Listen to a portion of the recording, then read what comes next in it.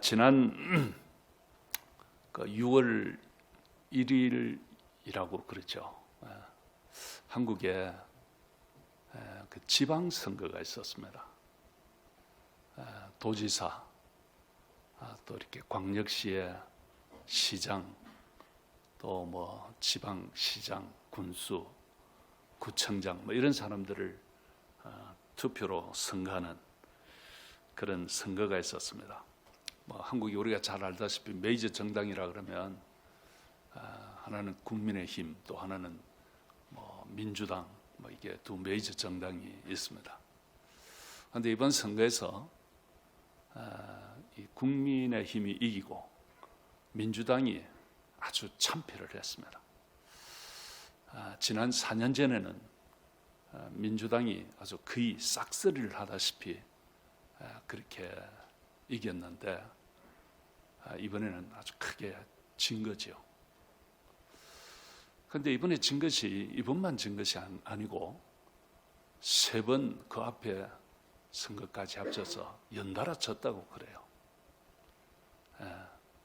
서울과 부산의 시장 선거, 보궐선거를 할 때 그때도 민주당이 그냥 완전히 졌고, 대통령 선거에서도 졌고, 그리고 이번에 지방선거에도 완전히 참패를 하게 되었습니다. 그런데 왜 이렇게 됐을까요? 여기에는 분명한 어떤 이유들이 있을 거예요. 국민들이 그렇게 바보도 아니고 국민들이 그렇게 선택을 할 때는 나름대로 이유가 있을 것입니다. 그래서 이번 선거에서 참패를 한 민주당에서는 지게 된 원인이 뭔지 그것을 이렇게 파악을 하기 위해서 그렇게 당내적으로 이런 사람은 이렇게 분석하고 저런 사람은 저렇게 분석하고 이렇게 하고 있는 것 같아요. 그런데 정확하게 그 원인을 파악을 하고 분석을 해야 합니다. 그거 하지 못하면 다음번 또 곧 국회의원 선거도 있고 선거들이 계속 있잖아요. 이게 제대로 파악을 하지 못하면 그 선거에서 계속 지게 될 것이고, 나중에는 이 당의 존립 자체가 흔들리게 될 것입니다. 그래서 어떤 이유가 있다면 그 이유를 찾아서 고치는 것이 중요한 것입니다. 우연히 그렇게 된 것은 아닐 것입니다. 성도 여러분, 이것은 우리의 삶에도 마찬가지입니다. 우리가 삶을 살면서 여러 가지 일들을 경험합니다. 어떤 때는 아주 기쁜 일을 경험하기도 하고, 또 어떤 때는 예기치 않게 슬픈 일을 경험하기도 합니다. 제가 2, 3일 전에, 제가 아주 오래전에 울산 남북교회에서 전도사로, 총각 전도사로 이렇게 섬길 때, 그때 저 위에 누님 같은 여전도사님 한 분이 계셨습니다. 근데 그 전도사님이 그저께 세상을 떠났다고 연락이 왔어요. 갑자기 제가 한국 나가면 또 왔다고 좋아하고 만나고, 제가 여기 공부하러 올 때 가서 어떻게 그 공부할 거냐, 그 좀 재정은 되냐, 이렇게 해서 초창기에는 그분이 이렇게 사람들을 좀 모아서 또 후원금도 보내주고 초창기 때 그렇게 했던 분입니다. 참 누님 같은 기도 많이 하시는 귀한 여전도사님인데, 그 집 딸들이 잘 자라서 목사 사모가 되기도 하고, 큰 병원에 근무도 하고 이렇게 하는데, 제가 참 그 소식을 듣고 마음이 굉장히 참 힘들었습니다. 아직도 한창일 때인데. 그래서 제가 물었더니 갑자기 심장마비로 그렇게 됐다고 그럽니다. 그런데 여러분, 어쨌든 우리가 삶을 살다 보면 아주 기쁜 일을 경험할 수도 있고, 그리고 정말 슬픈 일을 경험할 수도 있습니다. 그런데 여러분, 이런 일에는 우연히 그냥 그렇게 되는 일은 아닙니다. 여기에는 다 하나님의 뜻이 들어있습니다. 우리의 생사화복, 모든 일이 하나님의 섭리 속에서 되어지는 거예요.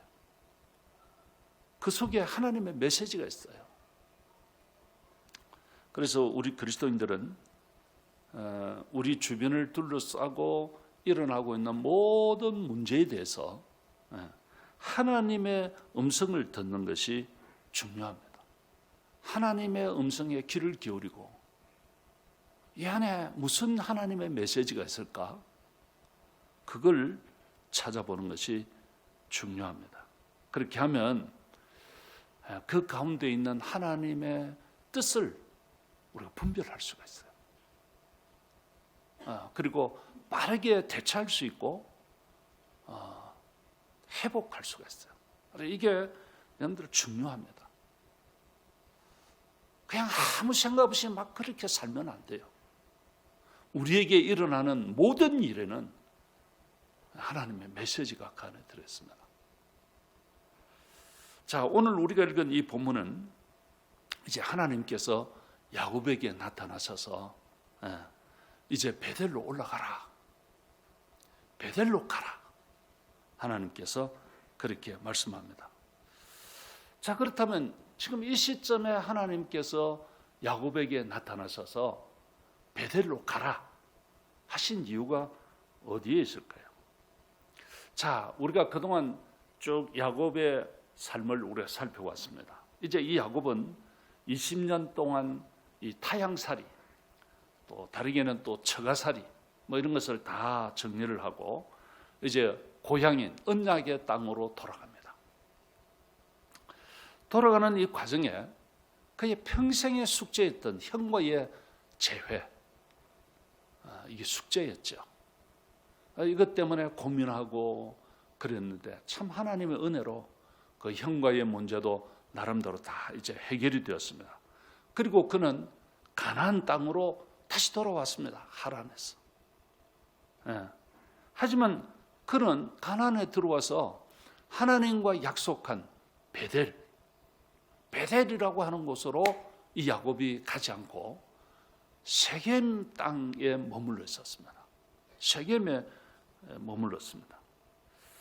그런데 그가 이 세겜에 머문 것이 잠시 그가 좀 머물다가 돌아가려고 했던 것이 아니었던 것 같아요. 왜냐하면 그가 그곳에서 아주 눌러 앉아 살려고 했던 것 같아요.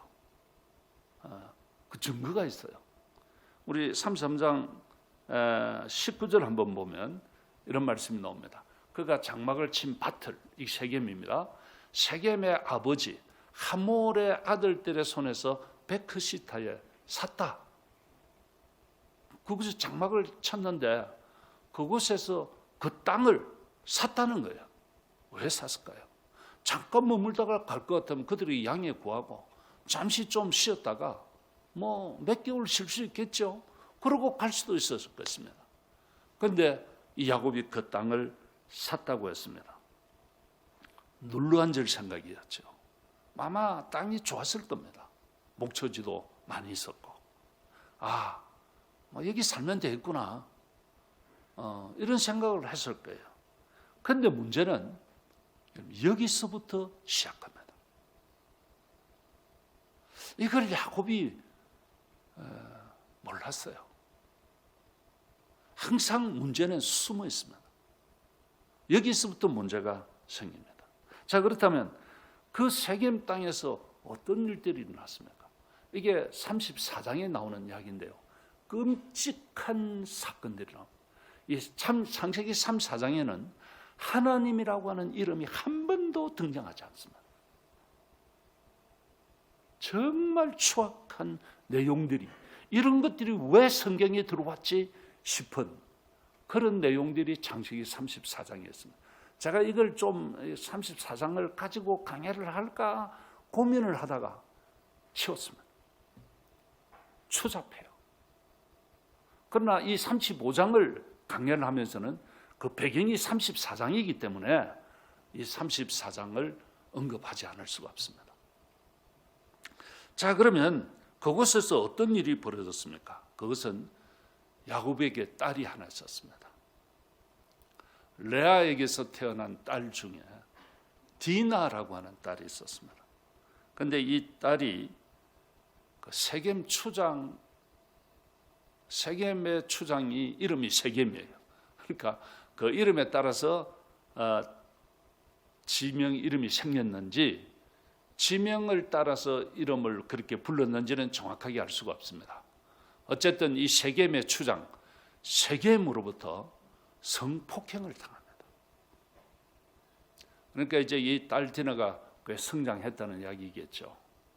이런 일들이 일어났습니다. 한번 보십시다. 34장 2절인데요. 히비 족속 중 하몰의 아들 그 땅의 추장 세겜이 그를 보고 끌어들여 강간하여 욕되게 하고, 이게 욕되게 하고 하는 말씀이 나옵니다. 자, 근데 여러분 이 디나가 성폭행을 당한 이 사건이 야곱에게, 아니 어떤 면에서는 이스라엘에게 큰 치욕을 안겨주는 사건이었습니다. 이 야곱의 디나가 이 성폭행을 당한 것은 단순히 개인적인 문제가 아닙니다. 이제 이 야곱은 그 이름이 이스라엘로 바뀌었습니다. 그런데 이 이스라엘이라고 하는 이름은 물론 야곱 개인에게 주신 하나님의 이름이지만 그것이 이스라엘 공동체, 앞으로 이루어져 갈 언약의 백성들, 언약의 공동체적인 이름이 이스라엘입니다. 그러니까 지금 저기 이스라엘이 야곱의 이름이잖아요. 그러니까 이 공동체적인 이름이었습니다. 그러니까 이 디나가 성폭행을 당했다고 하는 것은 단순하게 그 가정의 개인적인 사건이 아니라 하나님의 언약 백성의 공동체에 치욕을 안겨주는 이런 심각한 사건이었습니다. 그래서 이 사건이 굉장히 심각하고 치욕적인 것이었습니다. 그런데 이것을 성경은 34장 7절에서 이렇게 말씀을 하고 있습니다. 야곱의 아들들은 들에서 이를 듣고 들에 양치고 있는 가운데 이런 일이 일어났고 나중에 돌아와서 이 일을 들었습니다. 그들 모두가 근심하고 심히 노하였으니 이는 세겜이 야곱의 딸을 강간하여 이스라엘에게 부끄러운 일, 곧 행치 못할 일을 행하였습니다. 이스라엘에게 부끄러운 일을 행했다. 치욕을 안겨줬다. 이렇게 기록을 하고 있습니다. 그런데 여러분 이게 참 야곱이 세겜에 머물면서 일어난 일인데요. 그런데 이 일로 끝이 아니었습니다. 나중에 이 야곱의 아들들이 이 일을 듣고 끔찍한 일을 계획을 합니다. 그 계획이 무엇인가 하면, 자 이제 나중에 보면 이 디나를 성폭행한 이 세겜의 추장 세겜이 야곱의 딸 디나를 자기에게 아내로 달라는 겁니다. 그렇게 하면 그들이 달라고 하는 대로 어떤 혼수와 예물을 다 주겠다. 추장이니까. 이런 제안을 합니다. 그러자 이 야곱의 아들들은 우리는 할례를 받은 하나님의 언약의 백성인데 너희들은 다 할례를 받지 못한 이방인들이니까 너희들하고 통혼할 수 없다. 그래서 너희들이 할례를 받아라. 그러면 가능하다. 그래서 이 추장이 그 자기 영내에 있는 모든 남자들에게 할례를 받게 합니다. 그리고 할례를 받고 2, 3일 뒤에 이들이 모두 아파서 어쩔 줄 몰라고 할 때에 그때 이 야곱의 아들들이 가서 그들을 집단적으로 학살합니다. 그들은 전쟁을 할 수 없죠, 지금. 그래서 그 남자들을 다 몰살시킵니다. 그리고 그 집들의 것들을 전부 약탈을 하고 부녀자와 그리고 그 노비들까지 다 약탈해 옵니다. 이게 28절, 34장 28절에서 29절에 그들이 양과 소와 나귀와 그 성읍에 있는 것과 들에 있는 것과 그들의 모든 재물을 뺐으며 그들의 자녀와 그들의 아내들을 사로잡고 집 속의 물건을 다 노략한지라. 끔찍한 일이 벌어졌습니다. 성도 여러분, 당시 이 할례라고 하는 것은 하나님의 언약의 백성의 표징이었습니다. 그러므로 이것은 이스라엘 백성들에게 있어서는 굉장히 신성한 것이었습니다. 그런데 그들은 이것을 하나의 속임수의 수단으로 그리고 학살하는 데 이것을 이용했습니다.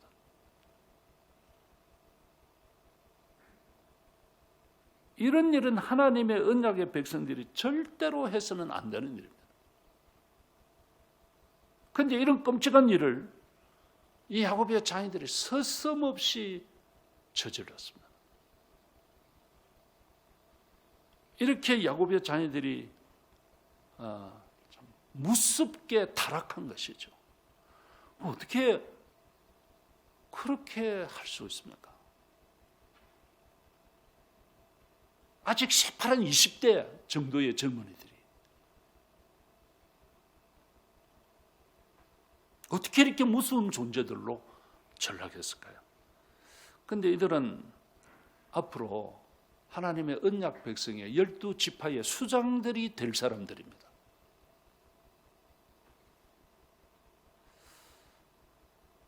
그런데 이런 끔찍한 일들을 그들이 지금 저지르고 있는 거예요. 그런데 이런 일이 일어난 가운데 거기 보면 야곱이 한 역할이 아무것도 없어요. 그 야곱이 안 나타나요. 정말 참 답답한 일이에요. 만약 이들이 이런 상태로 계속 간다면 그냥 그들은 조폭 집단으로 전락할 수밖에 없습니다. 이게 무슨 하나님의 택한 언약의 백성이며 언약의 자손, 조상들이 될 수가 있겠습니까? 이대로 두면 그냥 형편없는 쓰레기들이죠. 자, 이제 이런 일이 그들에게 일어나자 이제 하나님께서 야곱에게 개입하십니다. 야곱에게 다시 나타나신 것이죠. 그리고 야곱에게 하신 말씀이 무엇입니까? 이게 이제 15장 1절입니다. 15장 1절 보시면 이런 말씀이 나와요. 하나님이 야곱에게 이르시되 일어나 베델로 올라가서 거기 거주해라. 베델로 가라. 여기 있으면 안 돼. 그런 말씀을 하시는 겁니다. 이 세겜 땅은 네가 거주할 곳이 아니야. 하나님께서 그런 말씀입니다. 자, 그러면 이 베델이 어떤 곳입니까? 이 베델은 야곱이 처음 그 자기 아버지 집을 떠나올 때 아버지를 속이고 형이 받아야 할 축복을 가로채고 뭐 도둑질한 것이죠.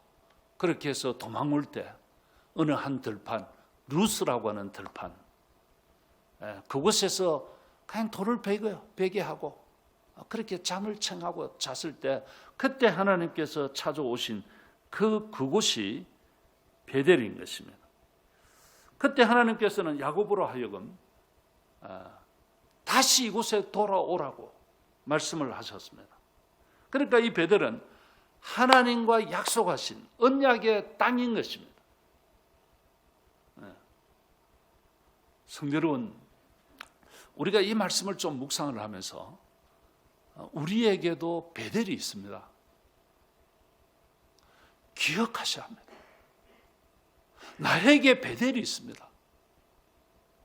내가 처음 예수 믿을 때, 내가 처음 세례를 받을 때, 내가 처음 집사가 되고 권사가 되고 안수집사가 되고 장로가 되고 목사가 될 때 나름대로 하나님하고 하나님 앞에서 내 마음을 가지고 하나님, 내가 이렇게 살겠습니다. 내가 이렇게 하겠습니다.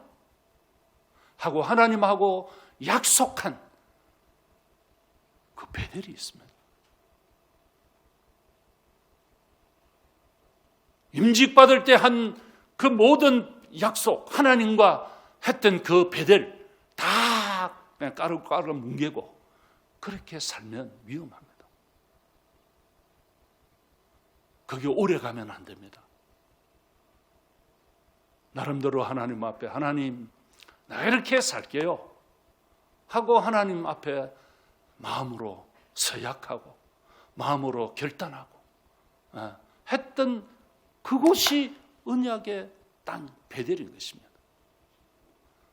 그것을 지금 다 깔고 뭉개고 그냥 엉뚱하게 삶을 살고 있으면 위험해요.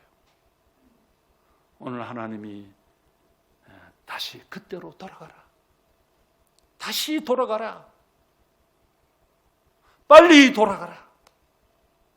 주님께서 그런 말씀합니다. 자, 그렇다면 여러분, 왜 이 야곱이 세겜 땅에 계속 머물러 있으면 안 될까요? 그것은 야곱 가족이 그곳에 계속 머물러 있으면 하나님의 언약 백성의 정체성, 아이덴티티, 이것이 말살돼요.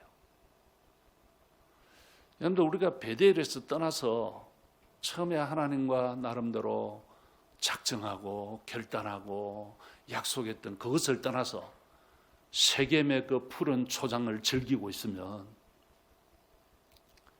내가 하나님의 언약 백성이라고 하는 그 정체성이 서서히 말살됩니다. 자, 우리 3, 4장 9절 10절 한번 볼까요?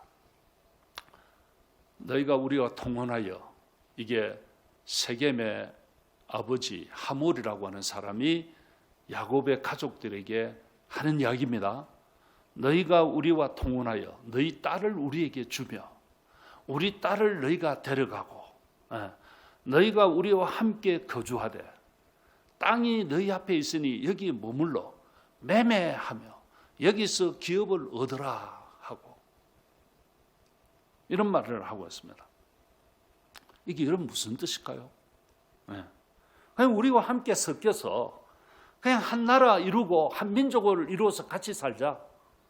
뭐 그렇게 똑똑하게 구별나게 살지 말고 같이 섞여서 그렇게 뭐 적당하게 살면 되는 거지. 한 민족을 이루고 한 나라를 이루어서 그렇게 살자. 이런 말이었습니다. 그런데 여러분, 이것은 하나님의 뜻이 아닙니다. 여기에 우리 정신 바짝 차리고 살아야 됩니다. 이게 하나님 뜻이 아닙니다. 하나님이 아브라함을 갈대아 우르에서 불러내서 그와 언약을 맺으신 이유가 무엇입니까? 그것은 하나님의 거룩한 나라, 세상 나라와는 구별되는 하나님이 통치하시는 나라를 세우고자 한 것입니다. 자, 여러분, 우리가 창세기 11장, 이게 아브라함은 창세기 12장서부터 나오거든요. 물론 11장 마지막 부분에 조금 나오기도 합니다. 그런데 이 창세기 11장에 가면 거기 어떤 사건이 있는가 하면 바벨탑 사건이 나옵니다. 우리 이미 다 보았습니다. 바벨탑 사건이 있습니다. 그런데 왜 하나님은 거기서 바벨탑을 쌓지 못하게 할까요? 그래서 다 어지럽히고 그들이 실패하고 흩어졌잖아요. 왜 그렇게 했을까요?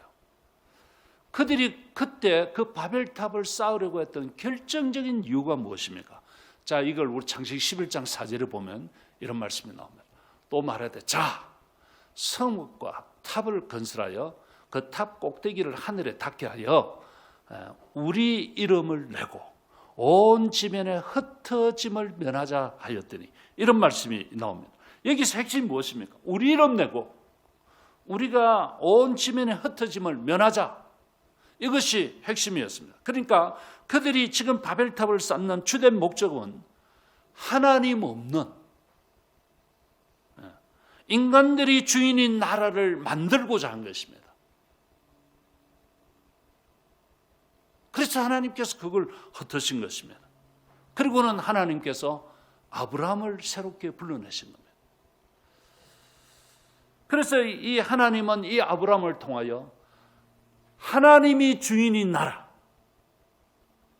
그 거룩한 나라를 하나님께서 세우고자 하신 것입니다.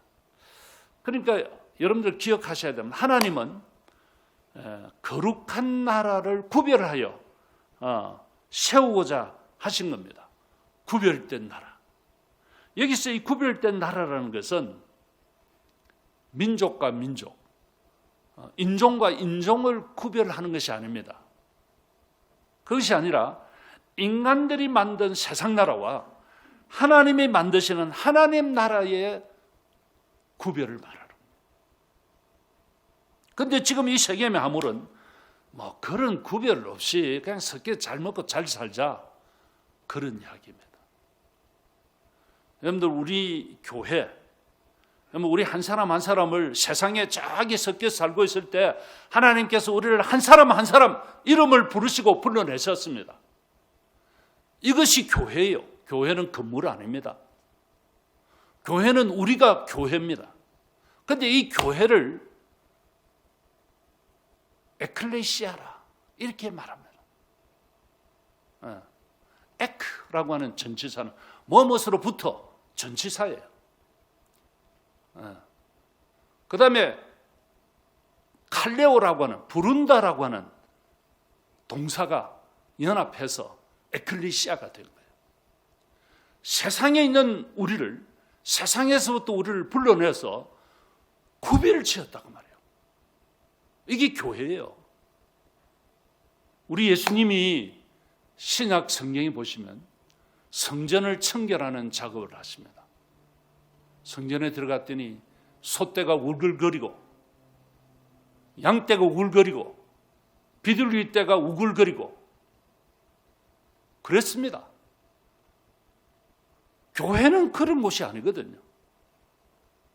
그들은 저 밖에 있어야 돼요. 멀리서부터 이방인들이, 그 이스라엘 사람들이 성전에 예배하러 올 때 제물을 가지고 오는데 멀리서 오려고 하니까 소를 끌고 오기도 힘들고 멀리서 양을 끌고 오기도 힘들어서 저 성전 밖에 그 예물을 사는 시장이 있었습니다. 그런데 이것이 언제부터인가 조금씩 안으로 들어온 거예요. 교회 안에 들어온 거예요. 그래서 이 성전과 세상이 구별이 없어진 거예요. 그래서 교회 안이 더럽어진 거예요. 그래서 이걸 우리 예수님이 채찍을 만들어서 쳐서 다 쫓아낸 거예요. 우리 주님이 하신 일이 무엇인가 하면 구별돼야 된다. 우리가 예수 믿는 사람인지 내가 하나님의 백성인지 아닌지 구별이 안 되면 우리 예수님이 채찍을 만드시는 거예요. 사람 많이 모이는 게 중요한 것이 아닙니다. 그 주님이 쫓아내시는 거예요. 우리가 정신 차려야 하는 것이 여기에 있습니다. 하나님이 아브라함을 부르시고 이삭에게 언약을 갱신하시고 야곱에게 언약을 갱신하신 것은 그들을 통하여 하나님의 거룩한 나라를 세우시고자 하는 겁니다. 그런데 지금 이 야곱은 이런 정신이 흐릿해져 있는 거예요.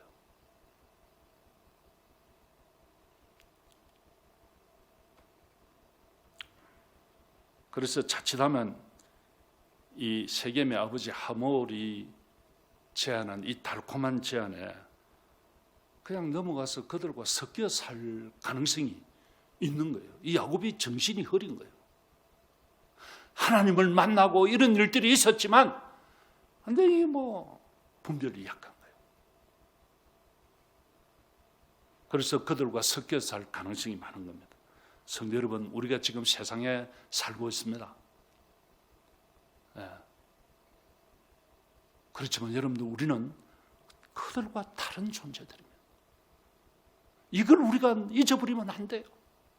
세상에 우리가 살고 세상에서 비즈니스하고 세상에서 직장생활하고 다 그렇게 살지만 그들하고 똑같이 비슷하게 살면 안 된다고 말이에요. 우리는 그런 사람이 아니에요. 정신 똑바로 차리고 삶을 살아야 합니다. 우리는 그들과 다른 사람들입니다. 이것 잊으면 안 돼요. 그래서 여러분들 기억하십시오. 나는 구별된 사람이다. 하나님께서 구별하셨다.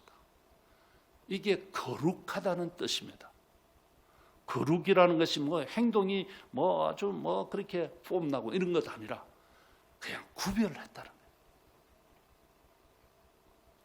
그래서 우리는 세상에 비록 살지만 저들하고 통하되면 안 돼요. 똑같은 생각을 가지고 그들과 똑같은 사고방식으로 똑같은 행동 양식을 하면서 그렇게 살면 안 돼요. 우리는 그런 사람들이 아니에요.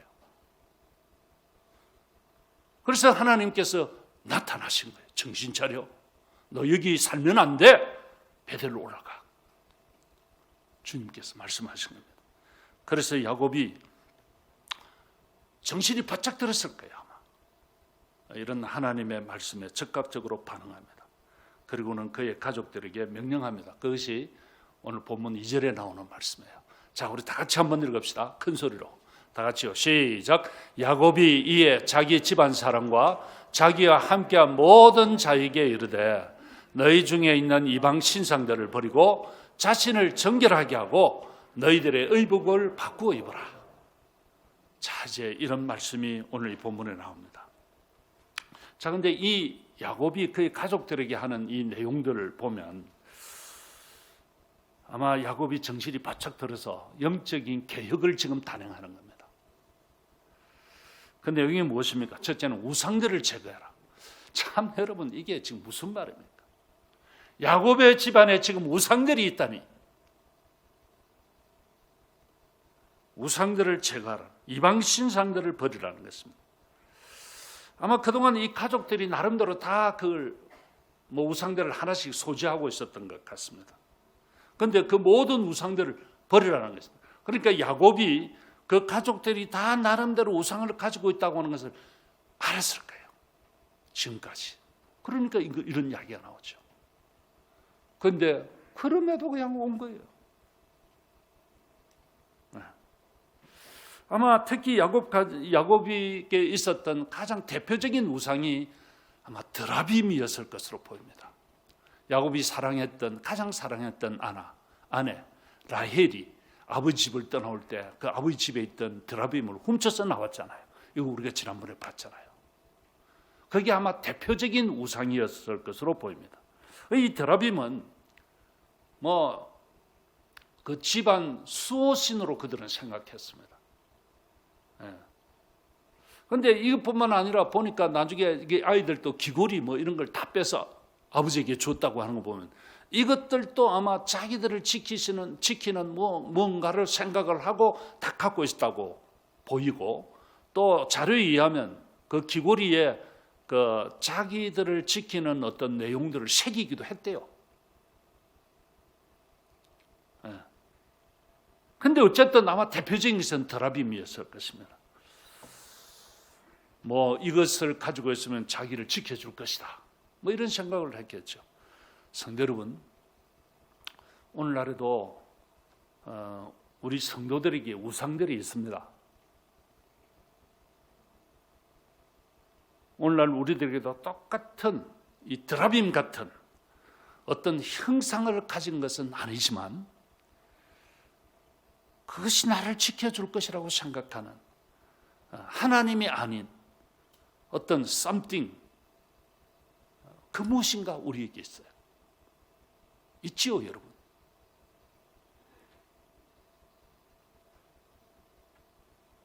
하나님은 우리 눈에 보이지 않고 우리 눈앞에는 당장 매력적인 것들이 꽤 많이 보입니다.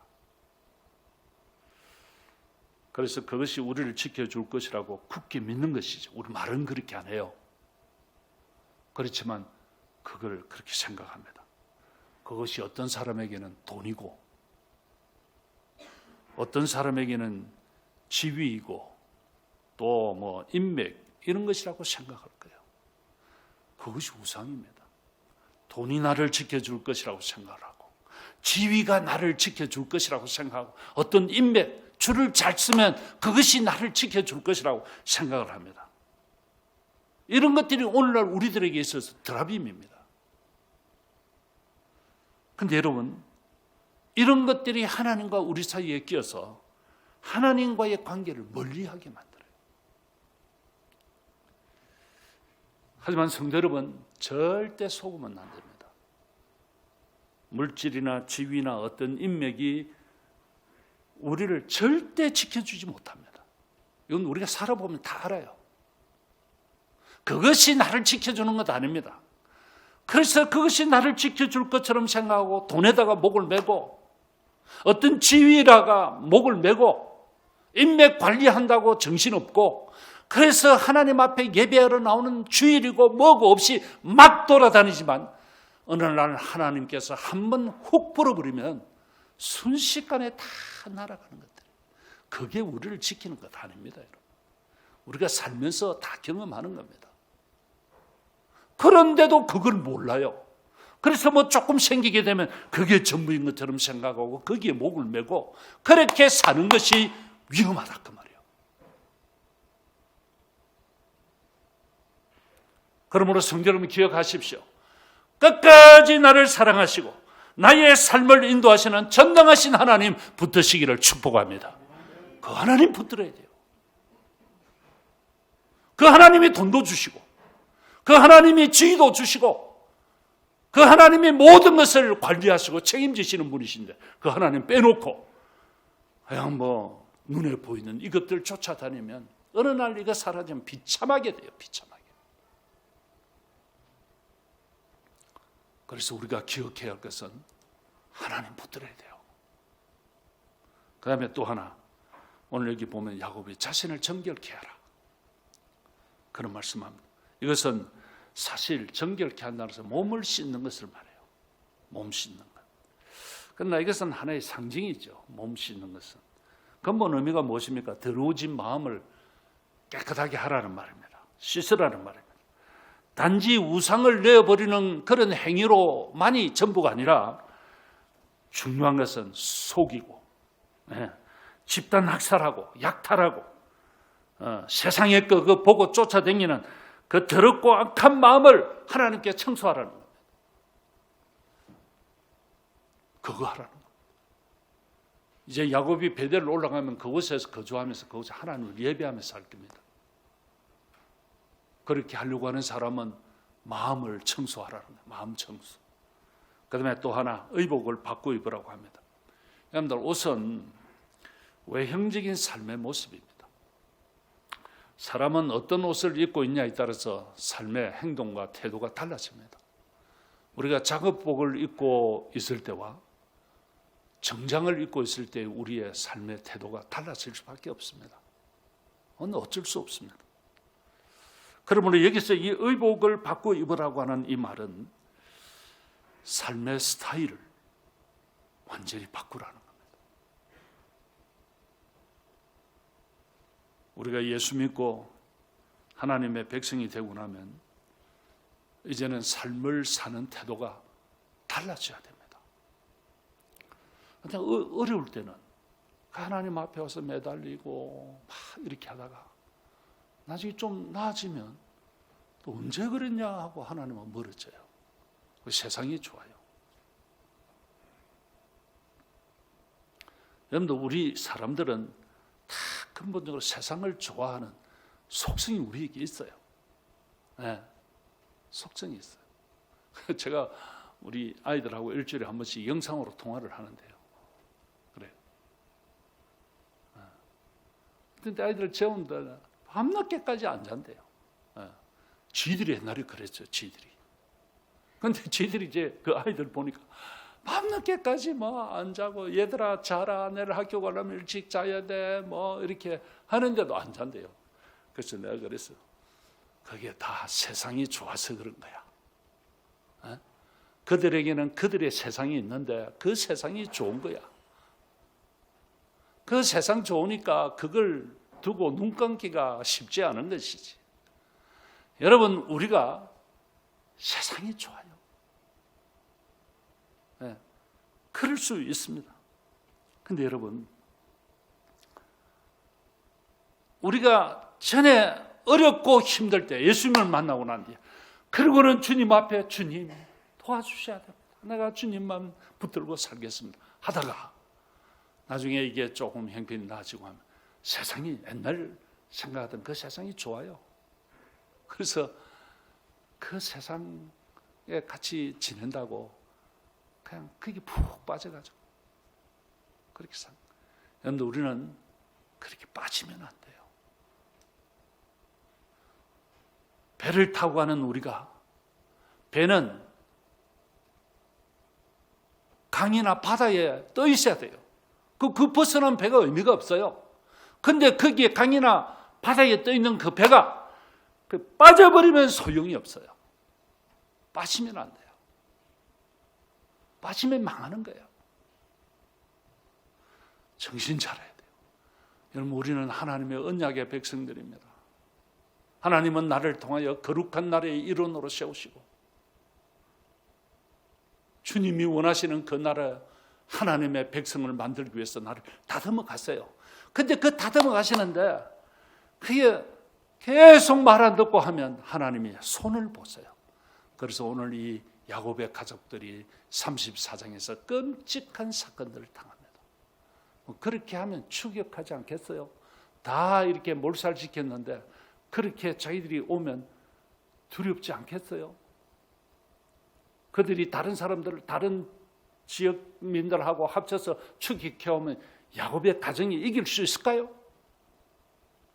그런데 오늘 이 본문을 보니까 그래도 하나님께서 그들로 하여금 두렵게 해서, 참 이런 거 보면 하나님께서 이스라엘을 그래도 사랑하는 것이죠. 두렵게 해서 추격하지 못하게 했다. 오늘 본문이라 이게 은혜인 것이죠. 성도 여러분, 이제는 우리가 예수 믿고 났으면 우리의 사고방식을 좀 바꿔야 돼요. 가치관을 바꿔야 돼요. 우리가 지금 먹고 사는 거 중요하죠. 그러나 그게 전부가 아닙니다. 우리 주님은 말씀하세요. 공중의 새를 보라.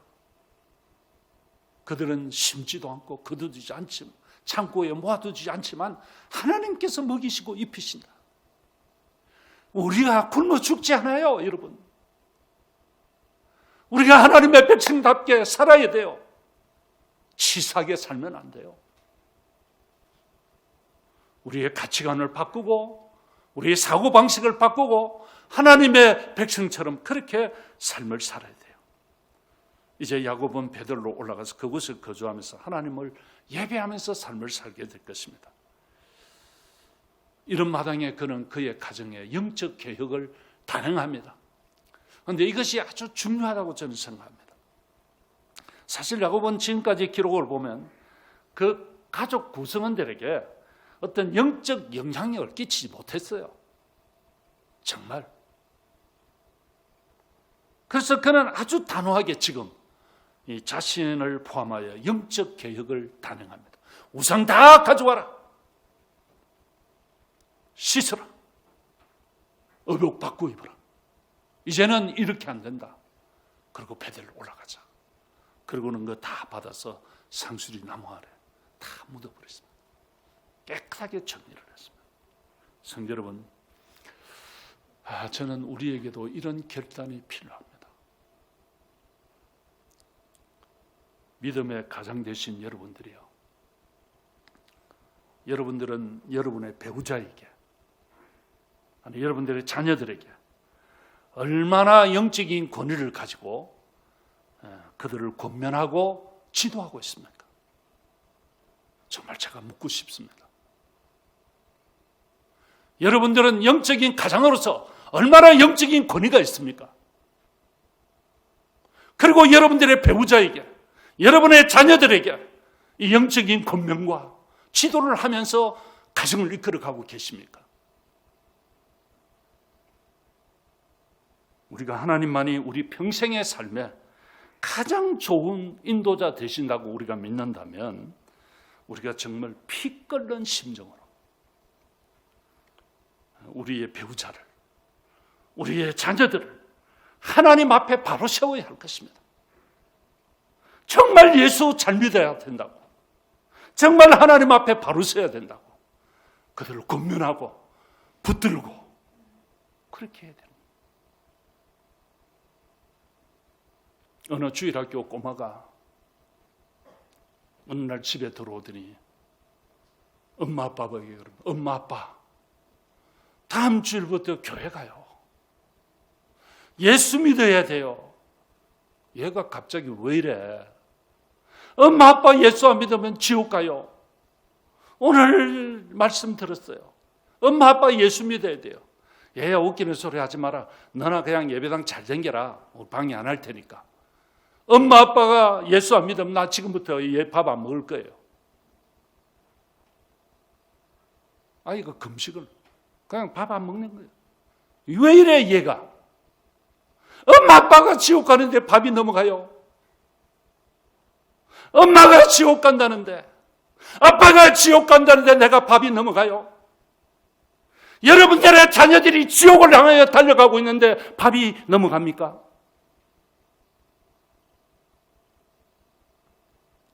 피 끓는 심정으로 예수 믿어야 돼. 예수 믿어야 돼. 이래 믿으면 안 돼.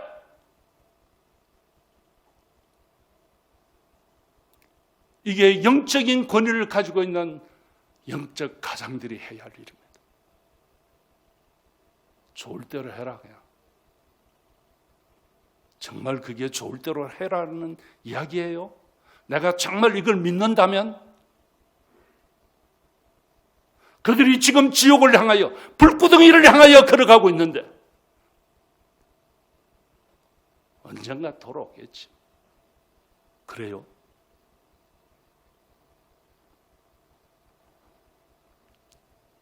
정말 그들을 붙들고 예수 잘 믿어야 한다고. 정말 하나님 앞에 바로 서야 한다고. 그래서 그들을 제대로 지도하고 권면해서 정말 여러분들의 가문을 천대에 이르는 축복의 가문, 은혜의 가문 정말 이어가시기를 축복합니다.